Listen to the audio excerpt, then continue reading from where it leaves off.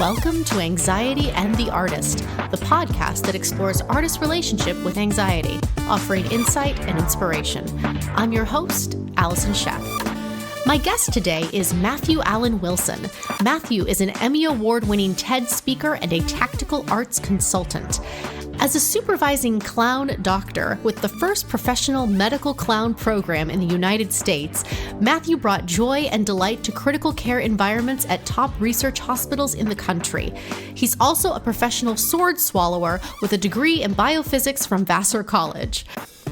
After completing his graduate degree in performance studies from NYU, he formed a tactical arts consultancy, implementing research-based strategies from the arts to improve staff and patient experiences in a variety of care settings.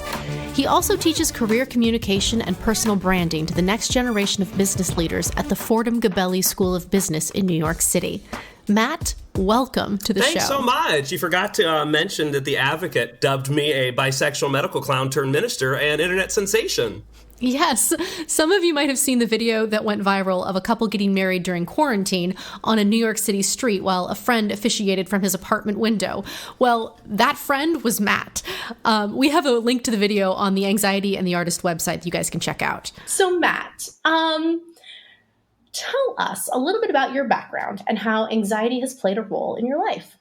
Sure. Well, let's see. I'm a military brat, which means my dad was in the Air Force.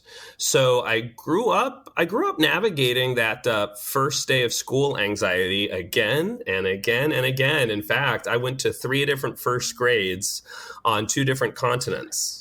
Oh gosh. Yeah. So to a certain extent, that anxiety of being the stranger, the outsider is something that I've always navigated without necessarily even identifying it as anxiety per se, right? So grew up in the military and moved back to the States as a sophomore in high school. And so I'd been outside of the country for about 9 years. And then I didn't know if I wanted to be a clown or a doctor. I went to Vassar College, and I was pre-med because I wanted to be a pediatrician in the Air Force. But I also was really interested in being a clown. And so I started a juggling group at Vassar, which is actually still ongoing. That's my legacy, the Barefoot Monkeys. But I was also a New York State certified emergency medical technician. And I would respond to emergencies on my unicycle because I got there faster than the ambulance. That's incredible. Thanks. I applied to medical school. I applied to clown college. I took the MCATs. I finished my degree in biophysics. My thesis actually was on spinal cord injury research. I was looking at the effects of externally applied electrical fields on leech nerve cells. You know, as you do.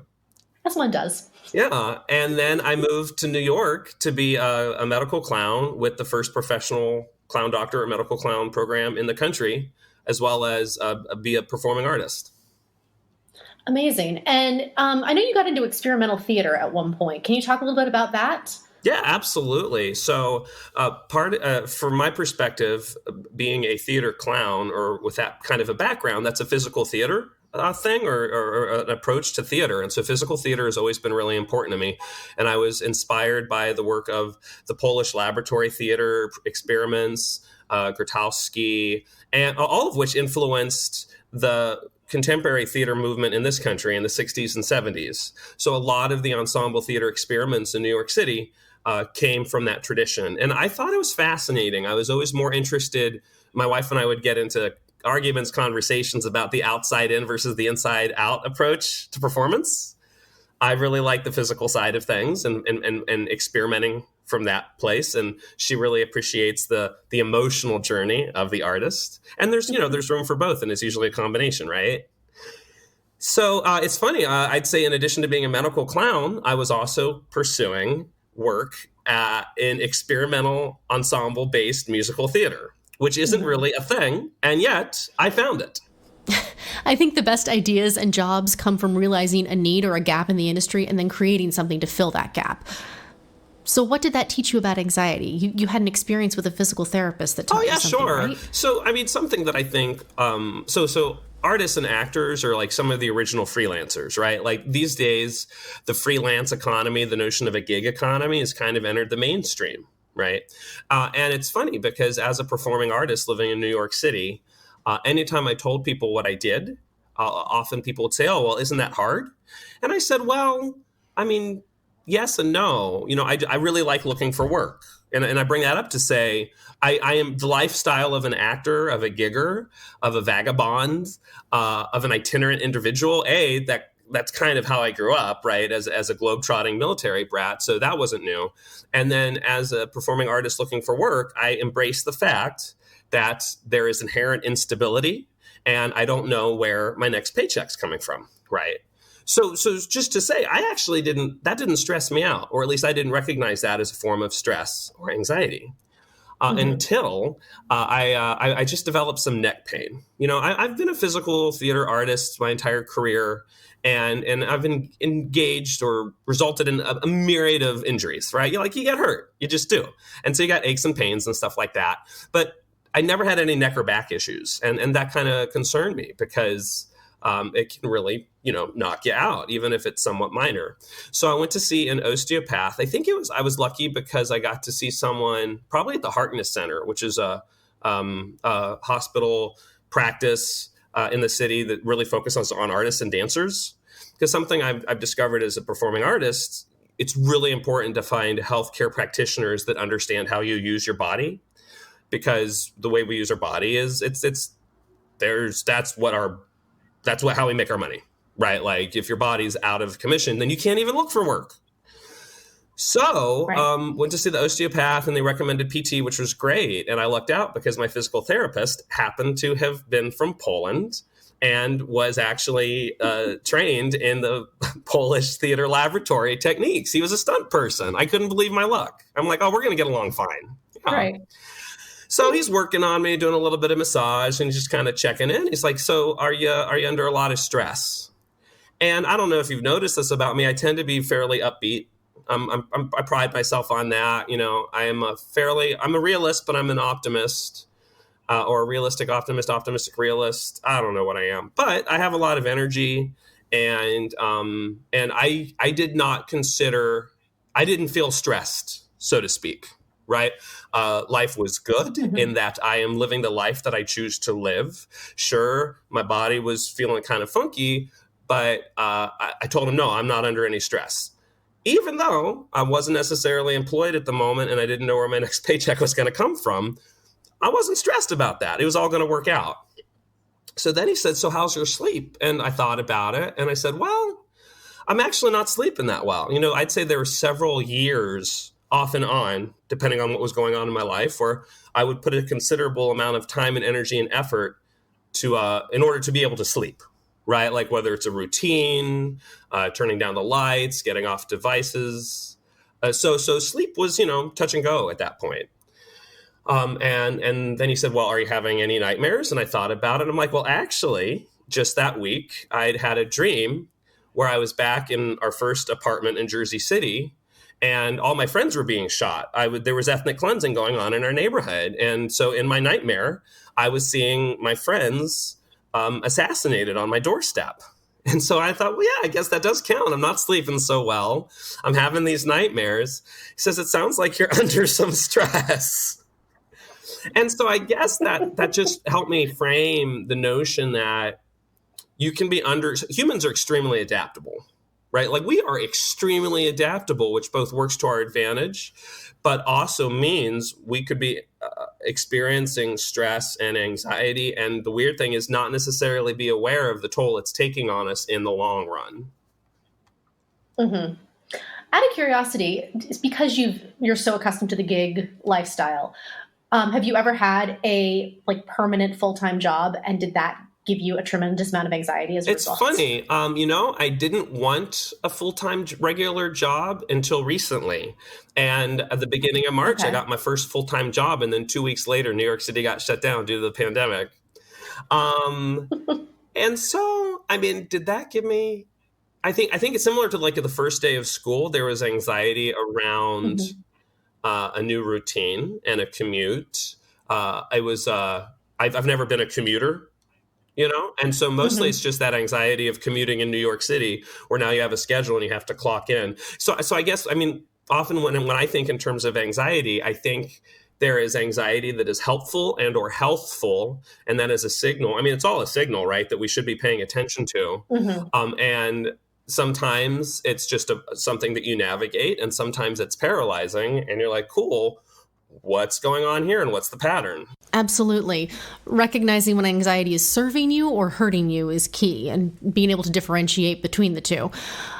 Switching gears. 4 years ago, you attended a Black Lives Matter protest that made a lasting impression on you.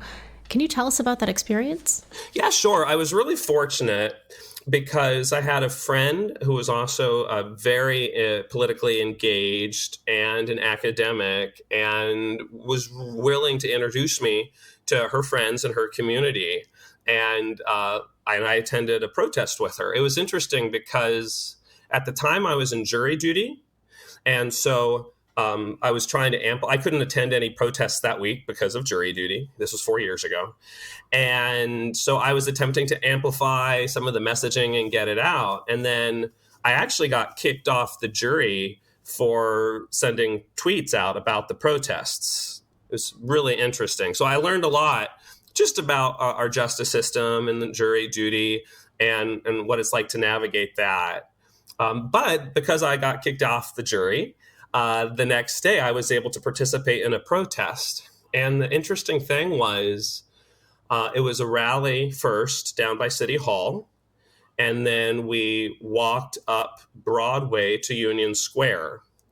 And then from Union Square on, there was a lot of police violence, and people were getting pushed off the sidewalks into the streets. And I ended up running through the streets with my friends, being chased by police in riot gear for a peaceful protest. And so I learned a lot about, well, what is a protest? What does it mean to take the streets? What does police brutality look like in person? And it really stuck with me. It changed my relationship with how I see the police presence in New York City. And how has that affected you just walking around the city and seeing a cop on the street? I was really lucky. Do you have any physical reactions? Yeah, absolutely. To that? I was really lucky because I'm a white guy, right? And so my relationship with a police is very different from someone who's not white. And so I'm just really, really grateful for that experience, because that changed my perception of how the police can operate in the city. And it's actually was an experience that I really wish more people had. You know, at one point I had this big vision of creating an event inside a theater where there was a protest happening outside, and everyone in the theater was then invited to join the protest and to end up getting chased by police on the streets, because I really do believe the anxiety that evokes is enough to really change your worldview. Right. And if that's what you experienced as a white person, how does that affect a person of color on a daily basis? Like, that's what they live with on a daily basis. Right. Yeah, absolutely. It's a fraction, right? It's a sliver. But I'm so appreciative for that experience. Coming up, Matt talks about being a medical clown and the importance of play in our adult lives.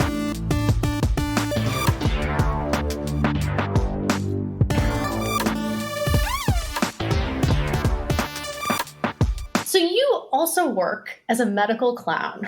Yeah, I was a medical clown for almost 10 years. Tell us about that. Yeah, that sure. is probably, that is just so fascinating and unique to me. So please tell us about that. Yeah, absolutely. So I worked for almost 10 years with the Clown Care program, the first professional medical clown program in the country. It used to be affiliated with the Big Apple Circus. And medical clowning is a global field. And there's actually a significant body of research that demonstrates its impact, both on patients and staff and family members. And I was invited to join the TED organization as a resident. And so I got to do a TED talk about the health benefits of medical clowning, because they are pretty significant. And so basically, as a performing artist, I would be in the hospital with my partner, and we had full reign over the hospital. And it was our role to first seek consent. You ask permission before you enter someone's space. And then the emphasis is empowerment of the pediatric patient.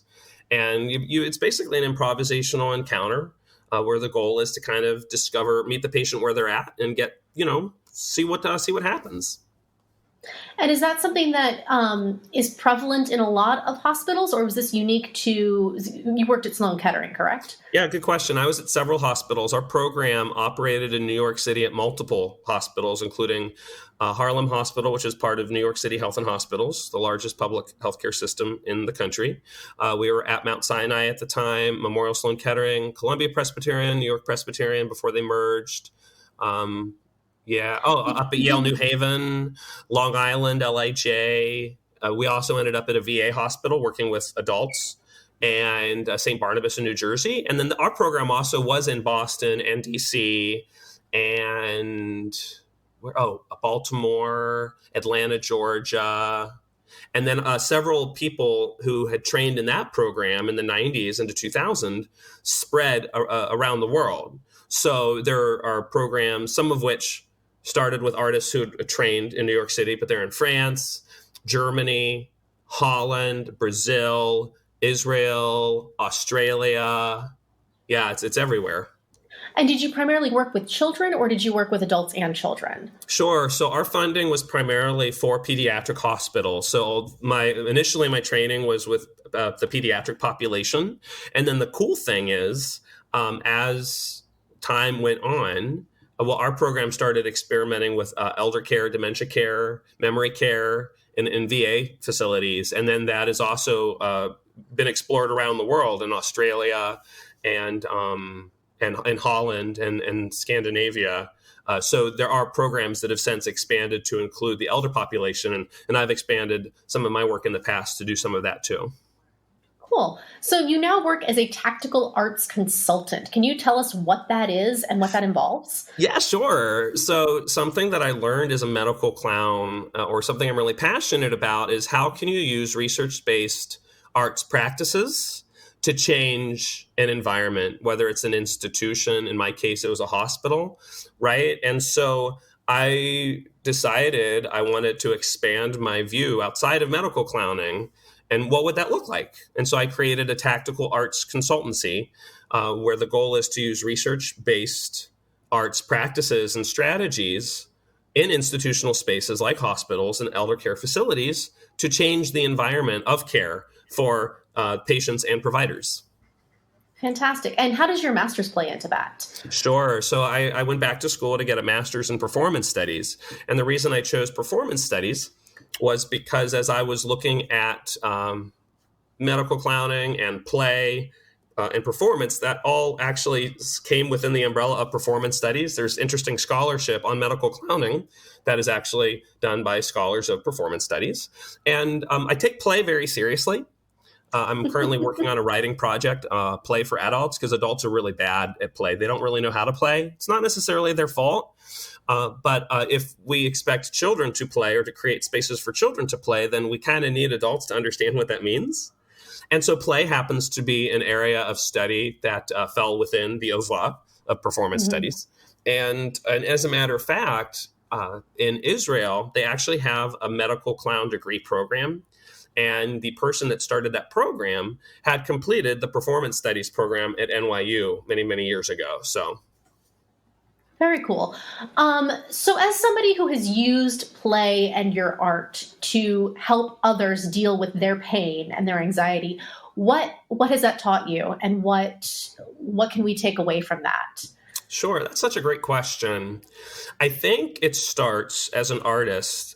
Something I do believe about artists, arts practitioners, art workers is hopefully, right, there's a developed level of emotional intelligence, right? We have a lot of soft skills that are actually extremely valuable right now. And so I would say it starts there, because when it comes to a medical clown encounter, I both enjoy talking about it, but it's also tricky to talk about because there are a lot of preconceived notions of what that might mean. A lot of people assume, oh, you're a medical clown, you're there to make them laugh. Or, but that's not actually the case.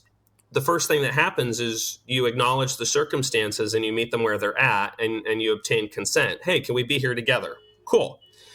And then you're not denying the reality, right? You're not a distraction. So I'm at Memorial Sloan Kettering which is a cancer hospital, one of the top cancer centers in the world. And there's no denying that the majority of people there are navigating the existential crisis of life-threatening illness, both the patient and the family and the practitioners, right? So then what do you do? Well, my first answer is I have no idea, right? There's no way of knowing what to do in that moment. You have to discover it. And I think that's also potentially what artists, where there's a strength, artists explore and they discover. And so as an artist in that environment, my goal or my role is to explore and to actually figure out and ascertain, hey, how are we going to connect right now? And who are we going to connect with? And it's in building those connections over time that I think actually leads to changing the environment of care. Amazing. So what have you, Matt, learned about given all of your experience, what have you learned about yourself and what tools have you found helpful in mitigating your own anxiety?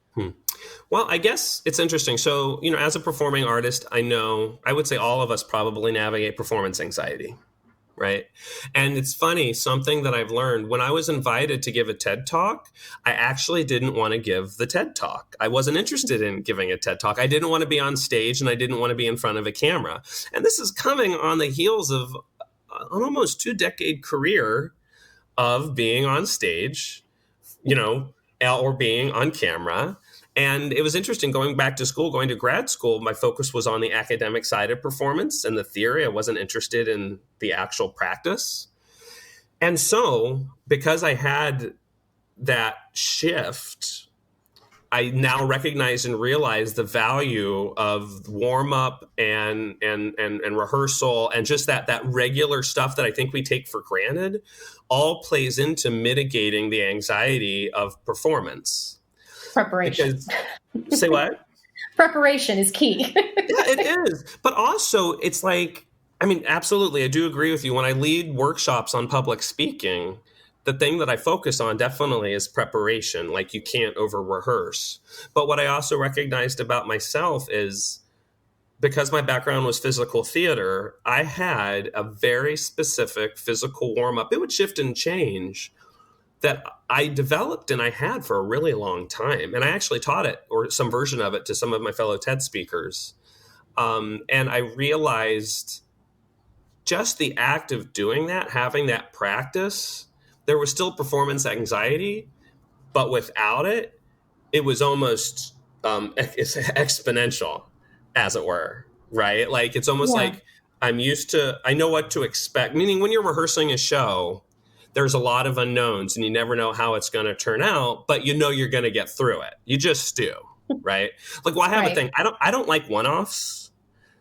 Like, I don't like single gigs. I don't like single performances. I like X number of weeks of rehearsal and X number of performances. That's something I've always felt. And I think part of that is adapting to and navigating through your anxiety. And so, which is just to say, as far as tools, trusting the development of a physical practice, but the thing is, then there's also a lot of peer pressure. Like, the stuff I did looked weird to a lot of people. A lot of actors and singers are actually not, believe it or not, they're not physical performing artists. Dancers are, that's different. But a lot of singers and actors, like, they're not in their bodies, and they don't really know how to get into their bodies, and they aren't comfortable in their bodies. Mm-hmm. And so there were a lot of, I got guff off and on over the years in different shows about my own personal warm-up practices, which is interesting. And then as far as like self-awareness, for me, I feel like anxiety is a bit of a compass. It's a tool. I'm trying to learn to notice it, because sometimes it's just par for the course and you're going to need to navigate it. And sometimes it's like, wow, Matt, you're feeling this on a regular basis. Maybe you don't need to be in that environment or those circumstances. Matt, thank you so much for being here today. You are so fascinating, and I'm so glad that you shared your experiences with us. Oh, thank you. Thanks for having me. That's our show for today. To check out Matt's TED Talk and for more information on the topics we discussed, head over to anxietyandtheartist.com. Thanks for listening, and thanks to my guest, Matthew Allen Wilson. If you like what you heard, please subscribe and share. Until next time, be healthy and stay creative. Anxiety and the Artist is produced by Groster Productions and recorded at Homestead Studios. Music and engineering is by Bosco Chef.